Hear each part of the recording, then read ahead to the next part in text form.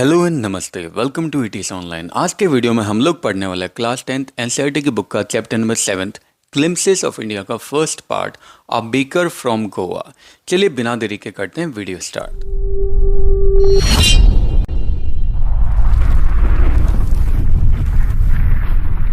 आज भी हमारे एल्डर्स उन पुराने गुड ओल्ड पोर्टुगीज डेज के बारे में बात करते हैं। पोर्टुगीज और उनके फेमस लोव्स ऑफ ब्रेड के बारे में बात करते हैं, यानी ब्रेड से बने हुए लच्छों के बारे में बात करते हैं।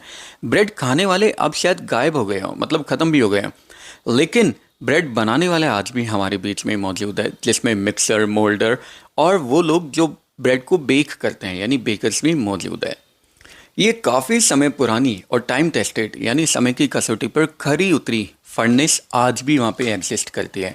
इन फर्नेस की आग आज भी नहीं बुझी है, यानी इन भट्टियों की आग आज भी नहीं बुझी है। जब भी मॉर्निंग में बेकर्स आते थे तो वो अपने बम्बू से यानी अपने बांस से थर्ड और जिंगल की साउंड प्रोड्यूस करते हुए आते थे। काफ़ी दूर से ही उनको सुनाई दिया जा सकता था। हो सकता है उनके फादर आज अलाइव नहीं हो, फादर जिंदा नहीं हो, लेकिन जो सन है वो उनके फैमिली प्रोफेशन को अभी भी कैरी ऑन कर रहे हैं। इन बेकर्स को गोवा में पैडर कहा जाता है। हमारे बचपन के दिनों में ये बेकर हमारे फ्रेंड, कंपेनियन और गाइड भी हुआ करते थे और एक दिन में 2 बार आते थे। एक बार तो जब मॉर्निंग में ये सेलिंग राउंड पे जाते थे यानी बेचने के लिए, और दूसरी बार जब ये उस बड़ी सी बास्केट को खाली करके लेकर आते थे। जब भी मॉर्निंग में ये बेकर आते थे तो इन्हीं की आवाज़ से हम लोग जाग जाया करते थे, मतलब मॉर्निंग हमारी इन्हीं लोगों की आवाज़ सुन के हुआ करती थी। हम लोग भागते थे इन लोगों को ग्रीट करने के लिए। ऐसा क्यों था? क्या ऐसा हमारा प्यार था उस लॉफ के लिए, ब्रेड के लिए? नहीं। इनफैक्ट जो लॉव्स यानी जो ब्रेड है वो तो घर की कोई मेड सर्वेंट ले लिया करती थी। हम लोगों का ये लव तो ब्रेड बैंगल्स के लिए था, जिसे हम बहुत ही केयरफुली चूज़ किया करते थे। बेकर अपनी म्यूजिकल एंट्री करता था सीन में झैंग झैंग की साउंड प्रोड्यूस करते हुए अपने स्पेशली मेक बम्बू स्टाफ से यानी बम्बू से बने हुए लकड़ी से। एक हाथ से वो अपनी बास्केट को अपने सिर पे सपोर्ट करता था और दूसरे हाथ में उसके वो बम्बू हुआ करता था जिसको वो ग्राउंड पे टिका दिया करता था।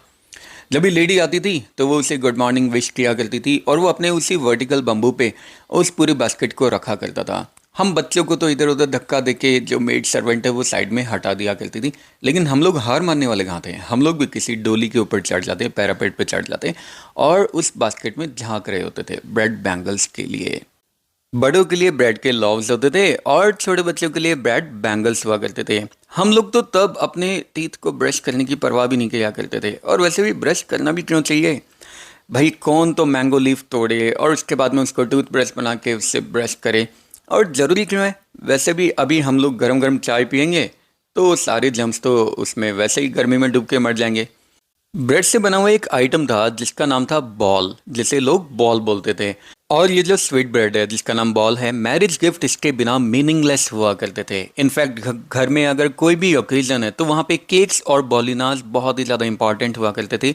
लेडी ऑफ द हाउस यानी घर की जो औरत थी वो अपनी डॉटर के एंगेजमेंट के ओकेजन पे हमेशा सैंडविचेस बनाती थी, और कोई भी फेस्टिवल हो वहाँ पे केक और बॉलिना एकदम इंपॉर्टेंट हुआ करते थे। इसलिए गोवा में बेकर की फर्नेस बहुत ही ज़्यादा इंपॉर्टेंट थी।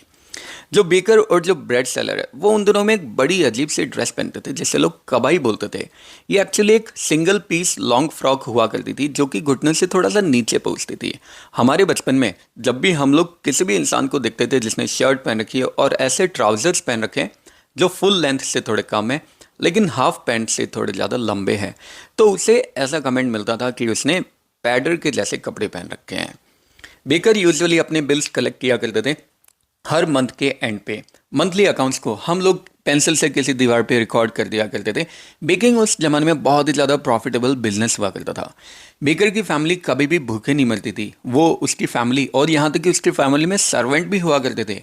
हम हर कोई हमेशा एकदम हैप्पी और प्रॉस्परस दिखा करता था। वो दिखने में एकदम काफ़ी ज़्यादा मोटे ताज़ा हुआ करते थे, और ये इसका ओपन टेस्टिमनी था, यानी इसका जीता जाता एक सबूत था कि ये बिज़नेस कितना ज़्यादा प्रॉफिटेबल हुआ करता था। आज भी अगर कोई भी पर्सन हमें ऐसा दिखाई दे जाता है जिसकी जैक फ्रूट जैसी फिजिकल अपीयरेंस होती है, यानी जो दिखने में काफ़ी ज़्यादा मोटा है, तो उसे हमेशा यही कमेंट मिलता है कि यार वो बेकर के जैसा दिखाई दे रहा है। और चैप्टर इसी के साथ यहीं पे एंड हो जाता है। आई होप आप लोगों को बहुत अच्छे से समझ में आया होगा।